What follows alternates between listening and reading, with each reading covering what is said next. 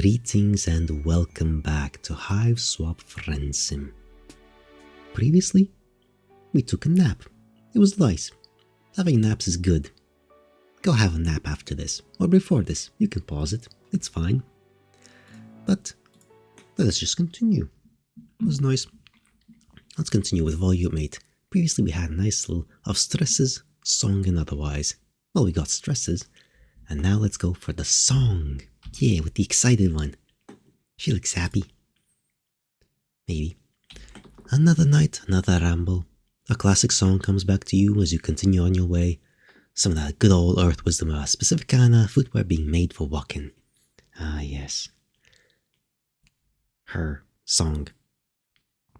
Not Frank Sinatra's wife, I think it was, who made that song. That's a good song. It's a good song. These boots are made for walking, and that's just what they'll do.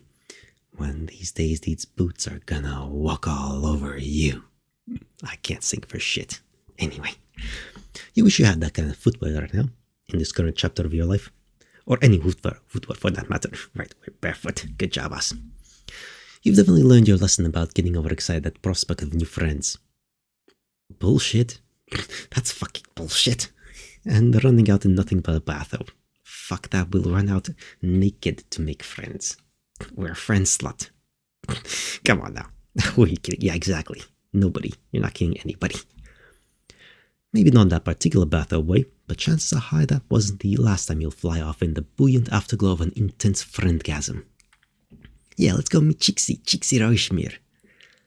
Yeah, she looks nice. And chill as well. That's nice. After those two murders previously, it's nice to just chill out, you know? Get a little bit of contrast there. Because goddamn, she looks nice and chill. Hey, Chixie.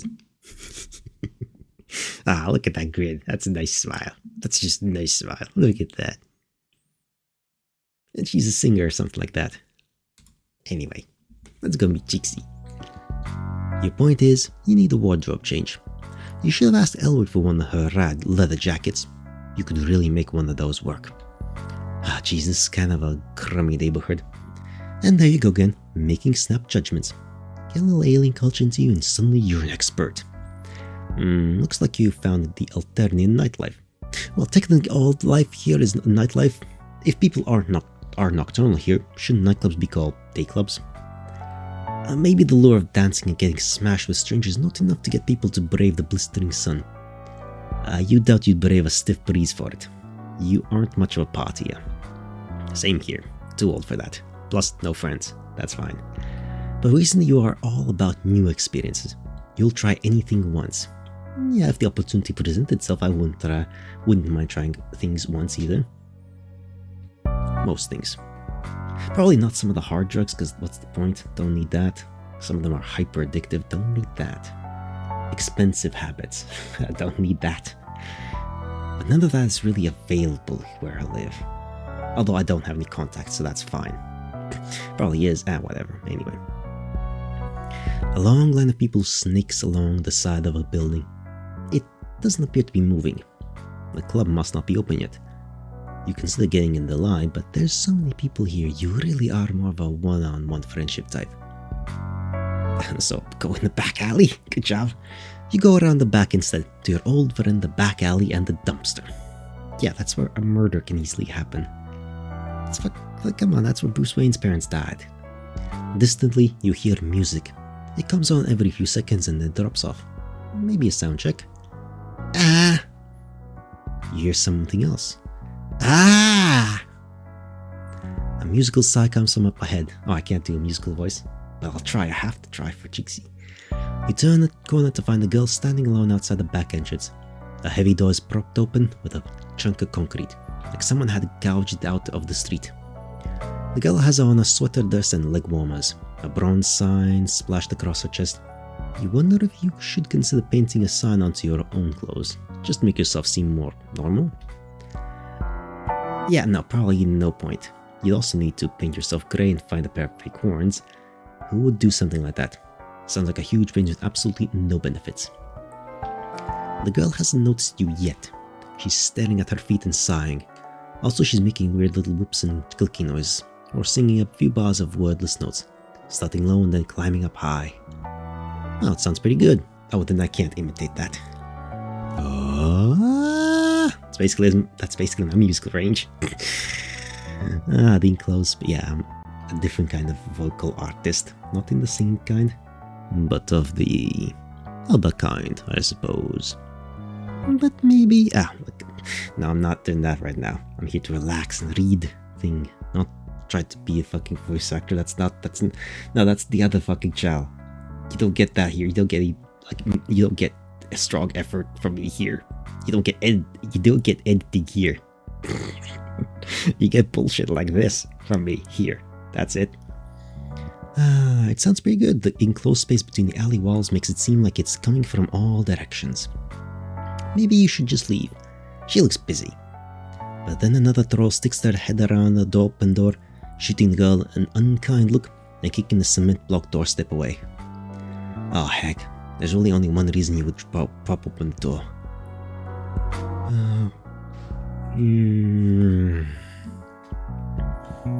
Grab the door before it can close, I guess? I don't know. I kinda lost track of what was happening.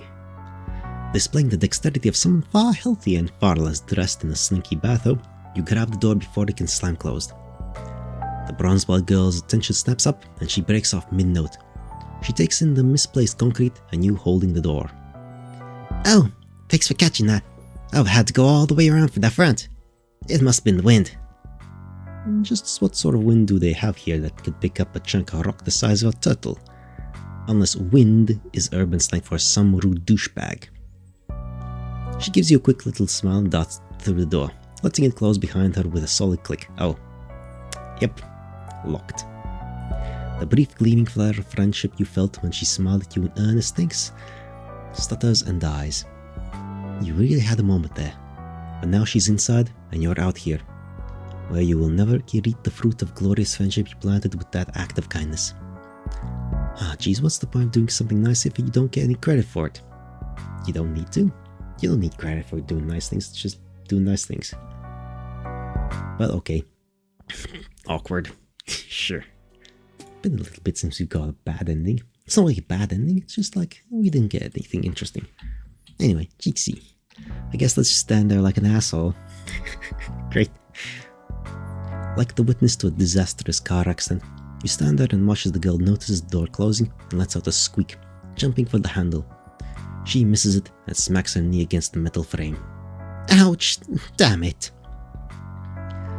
She has a soft musical voice. Yeah, good fucking luck me emulating that. No. Even when she's swearing. Fuck, damn it. Like, that's as close as we're gonna get. You ask if she's okay.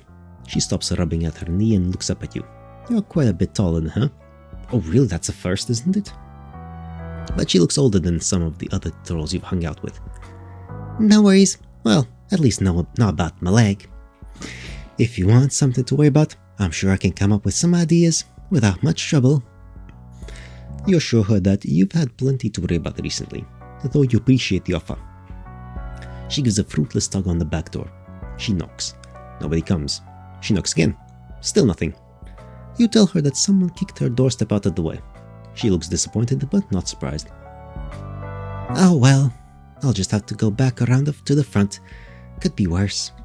Would you care to join me? Oh my god, you thought she'd never ask. This is working out perfectly. You're so glad she got locked out back here with you and the rest of the garbage. Well, I'm Chixie Rushmer, although I'm sure you already know that. I don't think you're an idiot or anything. You know, meet and greets are usually after the show, but you seem nice. You aren't sure how she figures that, since all you've done is stand around. It's true though, so you don't protest. You are nice. Super nice. You might be the nicest son of a bitch on this whole dang planet. Maybe. That's actually pretty arguable, yes. You ask her if she's performing here tonight. Of course. Why else will I be warming up in a dirty back alley? You tell her you've seen people do far weirder things. She laughs. You aren't wrong. People around here will do anything for attention nowadays. For instance, you're walking around in an ablution robe. You cough delicately. True. Very true. She's got you there. If you come inside with me, I can give you an autograph. I don't have anything to write back with back here. Chixie seems to think that you are a fan who managed to get past security to accost her in person. She doesn't seem too upset though, more like delighted. You think back many friends ago to when Serava told you it was dangerous for low bloods to get popular. You wonder if Chixie trusts you because she thinks you are also a low blood. Or maybe she's just not that popular. You follow her back to the front of the club, past the line of trolls waiting to get inside. A guy whistles at her and she gives him a flirty little wave, along with a flat smile. A customer service smile. She shows the bouncer something on her palm husk and he lifts up the velvet rope. They're with me. They're my +1. Wow, you've never been anybody's +1 before? A bunch of people in line look annoyed, but Chixie ignores them. You follow her, tripping a little on the hem of your robe. Be careful, huh? You don't want to twist an ankle. Chixie speaks with a lilt.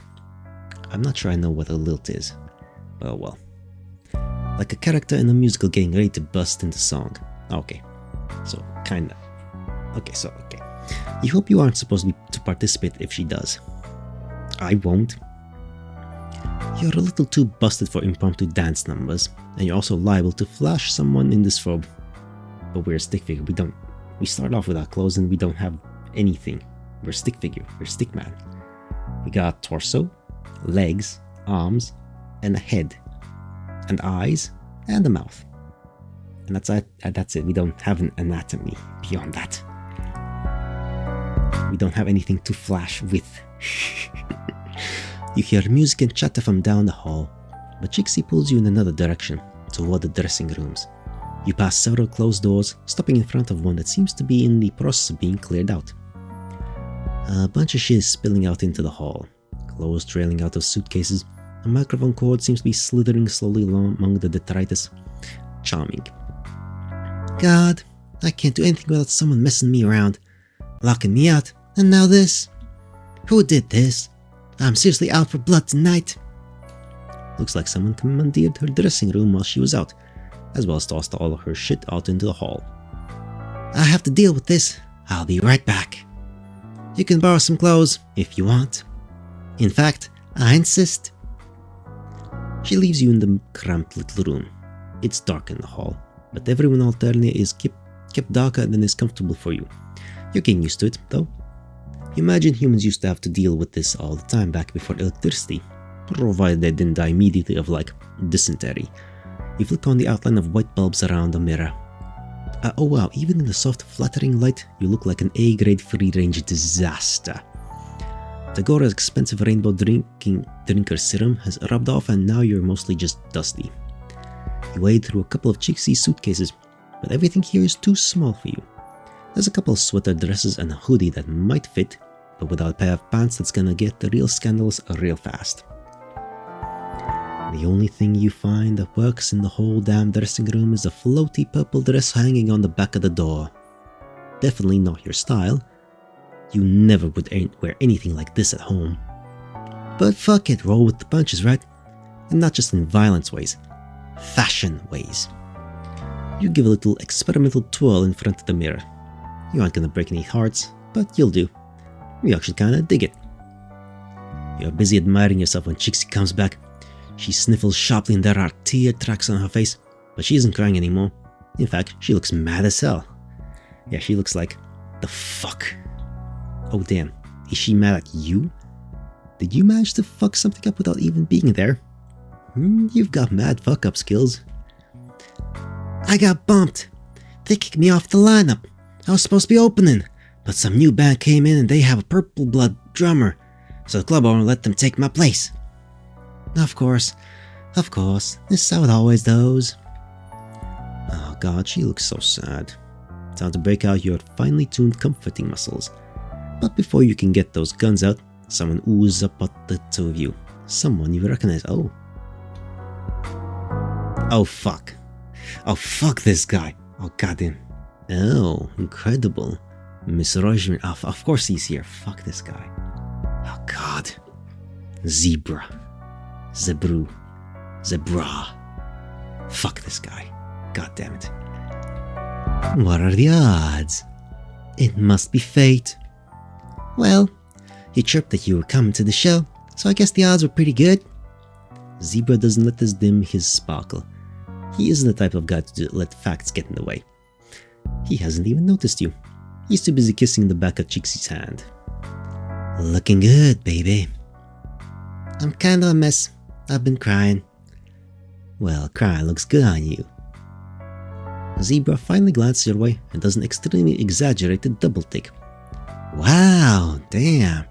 I didn't even recognize you. You clean up really nice, you know? You haven't cleaned up at all. Really, you haven't bathed since the goddess' fancy ablution trap. All you've done is put on a slinky dress. It's not like you aren't happy to see Zebra. I'm not. I'm very sad. I'm very upset. You are. I'm not. He's one of your many success stories. He's just, you know, a fucking slave owner asshole. Just fucking hypocrite. Bullshit. Master of bullshit.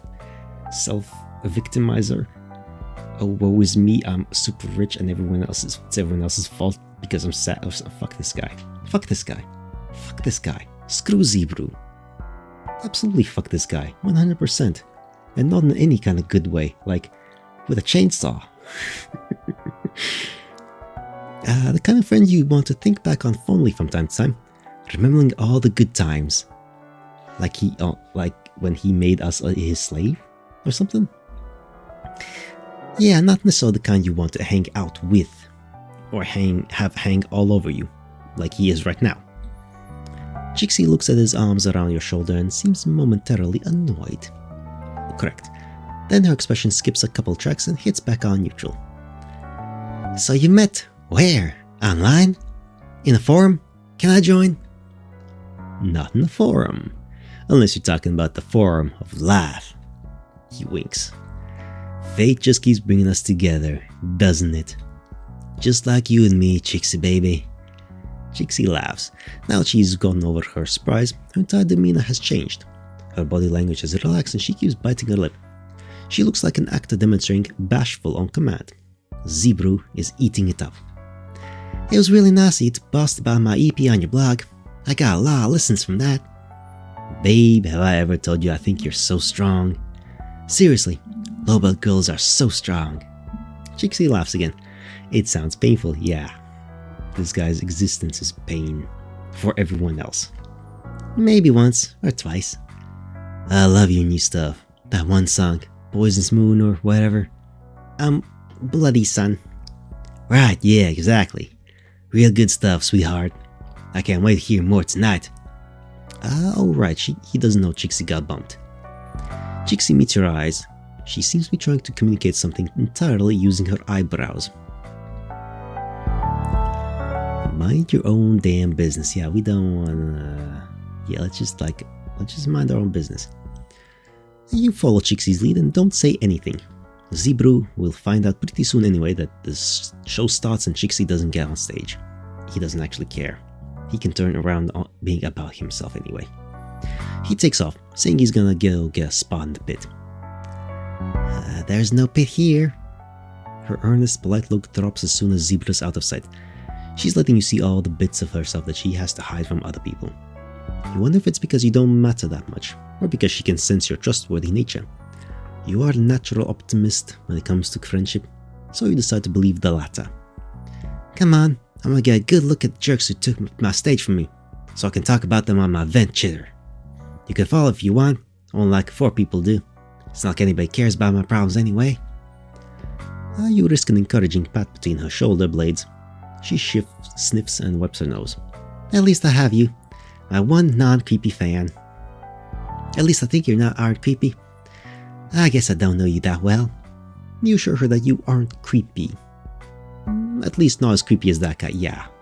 It's hard to be creepier than Zebra. Chixie starts to respond, but then breaks off. Her voice sticks in her throat like she swallowed a bug. Oh wait, they actually eat bugs here. Like she swallowed a live bug. Actually, they might eat live bugs.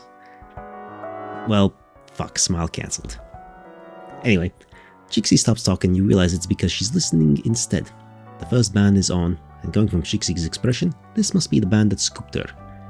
I can't believe it! I can't! She takes off. You aren't sure if you are supposed to follow, but she swoops back in and grabs your hand to drag you along behind her. You go past the club entrance and up a staircase, emerging in a tiny backstage area. Chixie stops just outside the stage lights. The band on stage is 4 trolls, mixed cast judging from their clothes, although you suppose they don't have to wear clothes the color of their blood, though most trolls seem to. Law or tradition, both are dangerous to break. That's my song. They didn't just steal my set, they stole my set list. Her cheeks flush a ruddy brown and she shakes with rage. She begins singing along with them. Twist and pull, breathe the terror of life on hell, spines and gore, forevermore, on this nightmare island spell. Airs above, blood below. I'm knocking on your house front door. Love me please, I bore. It has kind of a twangy country feel to it, except it's about murder. Or maybe love? You can't tell. It doesn't really fit the band on stage's vibe. It doesn't really fit Chixie's either, but then again, you haven't seen her perform. Maybe she's really different when she gets in the spotlight. Oh, she's crying now. Tears streaming down her face as she sings. It's all over. Nobody's gonna believe I wrote this music. Some little dirtblood country girl.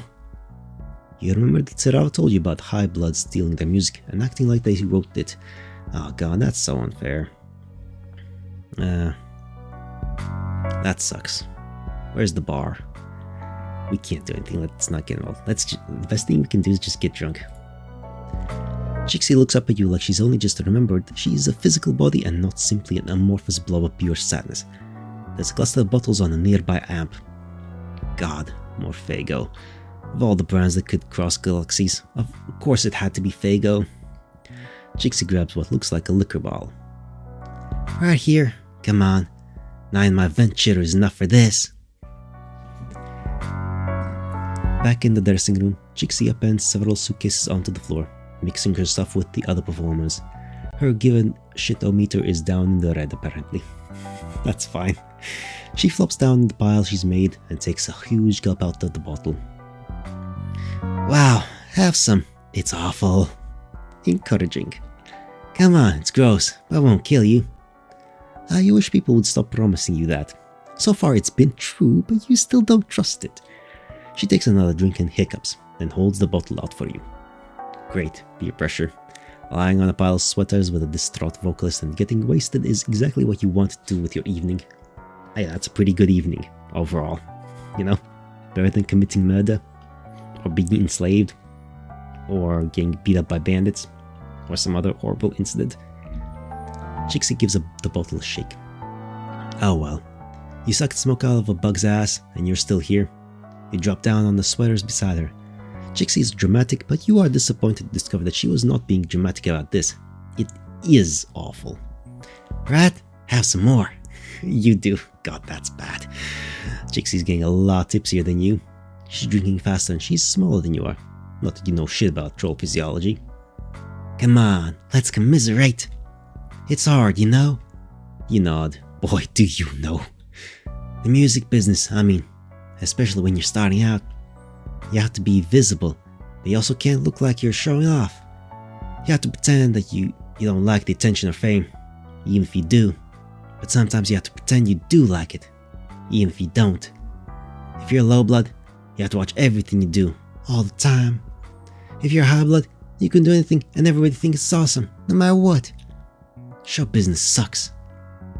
You want to mention that she's the one who decided to go into it in the first place, but that would be unkind. Nobody here seems to have a job or go to school either. They all just have intensely obsessive hobbies, like painting, or music, or meat, or murder. Instead, you tell her that you're sure she'll write more songs. Sure, and they'll just steal those too. I'll tell you, you tell her you are sure that's not true. Shh. Chixie attempts to put a finger up to your lips, but gets it half up your nose instead. Oof. Shh. Complaining time, not helpful advice time. Yeah.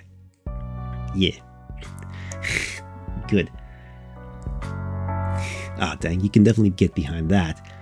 Because you've got some complaints. You take another swig and it burns all the way down. You tell Chixie all about crash landing on a strange alien planet, the broken limbs and hard times and bad wardrobe choices. You skirt around all the amazing friends you made though. You don't want her to experience friend envy. Halfway through your harrowing story, you hear something. Chixie is passed out, drooling on your dress. Better than puking. Do trolls puke? Oh well. This isn't a vow of undying friendship, but it's not friendly. Victory! Get drunk, complain about shit, pass out. Like, that's a functional friendship. You know what? As far as friendships go, that's a pretty solid one. But you trust someone enough, or at least don't give a shit enough that you pass out next to somebody. It's fine. That works. That can work. And it does. Good for them, I guess. Yeah, that's not bad. You know what? That could be worse. That could have gone a lot worse. See? We made a friend through alcohol and misery. That's fine. There's worse ways to make friends. God, there's worse ways. Fuck Seabrew. Fuck that guy. Anyway, let's not think about him. Let's think about the fun times Chixie can have. Waking up drunk as fuck. Hangovers. I guess trolls probably do get hangovers. Anyway. Know your limits when drinking. Basically, that's my advice for today. Bye-bye for now.